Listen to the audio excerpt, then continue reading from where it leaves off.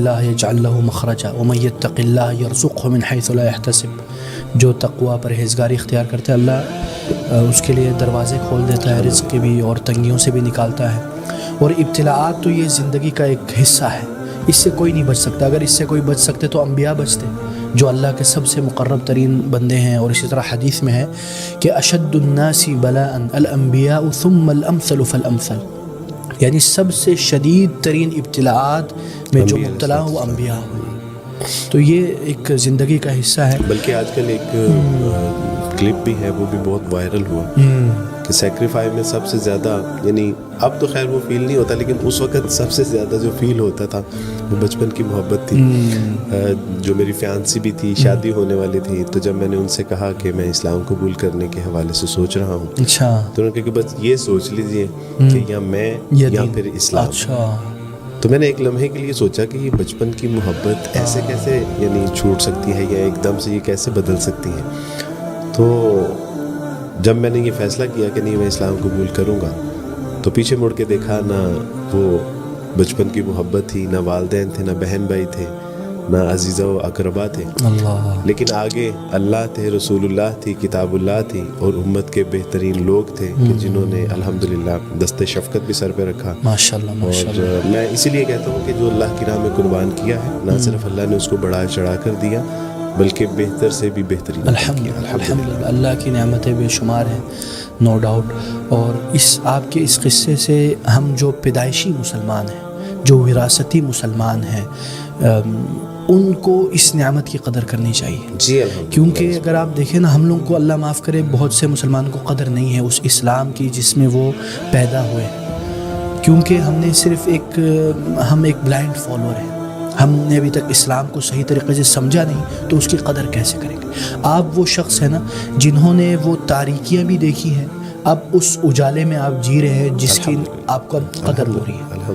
تو اللہ ہمیں وہ قدر کرنے کی توفیق عطا فرمائے. اس کے بعد دیکھیں, اگر آپ دیکھیں آپ بھی جب بچپن میں تھے یا جب آپ مسیحی تھے اس وقت بھی کرسمس وغیرہ مناتے ہوں گے, تو اس وقت کیسے چیزیں ہوتی تھی, اور یا یہ جو کرسمس ہے اس کی اصل حقیقت کیا ہے.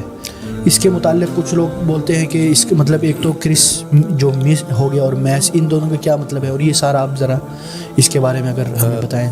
شیخ صاحب, یہ جو کرسمس ہے یہ دو الفاظ کا مجموعہ ہے, کرائسٹ اینڈ میس. جی, مسیح علیہ السلام کے لیے کرائسٹ لفظ استعمال کیا جاتا ہے. اچھا, اور میس اکٹھا ہونا, جمع ہونا.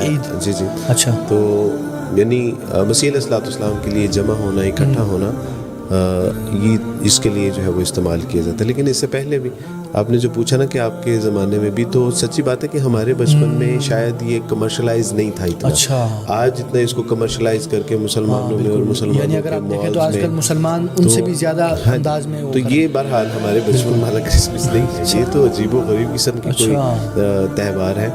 تو اور یہ ایک ایسا تہوار ہے شیخ صاحب کہ جس کے بارے میں شاید مسیحی بھی اتنے جو ہے وہ کانفیڈنٹ نہیں ہے اس کی, یعنی آتھینٹسٹی کے حوالے سے, اس کی تاریخ کے حوالے سے. اچھا, تو یہ بھی اتنے بیچارے, یعنی اگر آپ ہمیں کچھ بتائیں مثلا کیا یعنی جو مسیح علیہ السلام کی جو تاریخ پیدائش ہے, کیا اس پہ یعنی کچھ ایسا ہمیں لگتا ہے ہم مسلمانوں کو کہ ساری کرسچینٹی اس پر متفق ہے اور ان کے پاس ایک انداز میں ایک اجماع ہے کہ 25 دسمبر کو ہی پیدا ہوئے تھے, یا ان میں اختلاف پایا جاتا ہے, اس میں کچھ لوگ مناتے بھی ہیں کچھ لوگ, اس کے بارے میں کیا آپ کے پاس؟ اس میں سب سے پہلی بات تو آپ یہ نوٹ کر لیجئے کہ 25 دسمبر جو کیتھولک, جو کہ دنیا کا سب سے بڑا ایک اسکول آف تھاٹ ہے, فرقہ ہے, ان کا سیکٹ ہے عیسائیت کا, وہ 25 دسمبر کو صرف مناتے ہیں. آرمینیا کی کلیسیا جو ہے وہ اس کو 19 جنوری کو, اور کچھ کلیسیاں ہیں جو اس کو 6 جنوری کو بھی مناتی ہیں.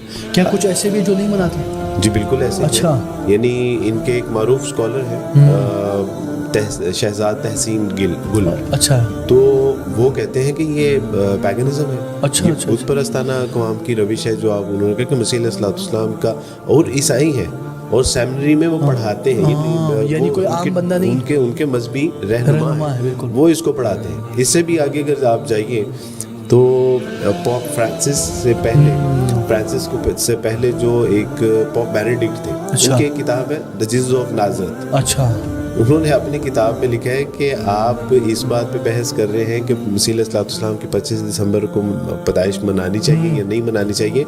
ہمیں تو پیدائش دور, ہمیں تو سال بھی کنفرم نہیں ہے کہ مسیح علیہ السلام کا سال بھی یہی ہے کہ نہیں. اچھا, اس سے بھی آپ ذرا جو ان کے ہسٹورینز ہیں, اگر تاریخ میں جائیں دیکھیں, اپنا سیرہ نگار ہیں, کینن فیرر ہیں, انہوں نے مسیح علیہ السلام کی سیرت پہ کتاب لکھی ہے, لائف آف کرائسٹ. تو اس میں وہ لکھتے ہیں کہ مسیح علیہ السلام کی تاریخ پیدائش نہیں بلکہ سال میں بھی اختلاف ہے. وہ کہتے ہیں کہ مسیح علیہ السلام دراصل جو اس وقت ہمارا گریگورین کیلنڈر کے مطابق 2022 چل رہا ہے, تو یہ مسیح علیہ السلام سے اس کا آغاز ہوتا ہے. وہ کہتے ہیں کہ مسیح علیہ السلام اس سے 6 سال قبل پیدا ہو چکے تھے. مائیکل ہارٹ کی کتاب دی 100 میں اگر آپ دیکھتے ہیں تو وہ کہتے ہیں کہ مسیح علیہ السلام اس سے 4 سال قبل پیدا ہو چکے تھے. اب جس یعنی مذہبی شخصیت کا یا مسیح علیہ السلام کے حوالے سے جن کے تاریخیں یعنی سال کا بھی پیدائش کا بھی پتہ نہیں ہے, تاریخ پیدائش کی تو بحث ہی آپ چھوڑ دیجیے. اچھا دیکھیں